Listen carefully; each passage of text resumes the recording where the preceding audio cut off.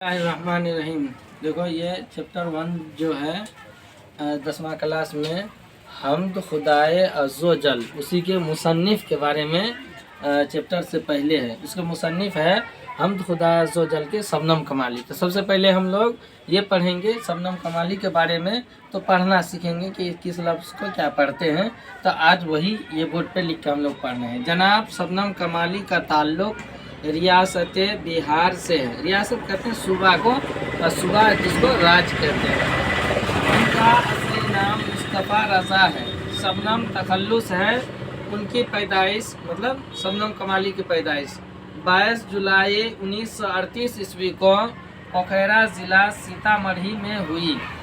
उनकी मजहबी मंजूमात शबनम कमाली की जो किताबें हैं, कुछ किताबों का नाम यहाँ पे लिखा गया है। उनकी मजहबी मंजूमात ख़ास तौर पर नातिया शायरी के कई मजमूए शाये हो चुके हैं। उनमें अनवार अकीदत, रियाज़ अकीदत, ज़ियाए अकीदत, फिरदौस अकीदत और सहबाए अकीदत मशहूर हैं।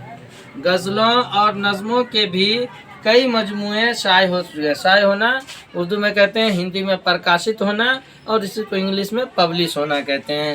शाये हो चुके हैं। निसाब में शामिल जो तुम्हारे चैप्टर हैं, ये हम्द बउनवान हम्द खुदाए अज़्ज़ो जल जनाब शबनम कमाली की ही तख्लीक है।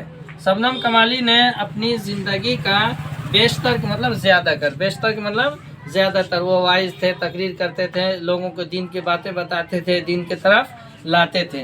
वाज़ व तबलीग, इस्लामी और मजहबी इक़दार की तलकीन में सर्फ की है।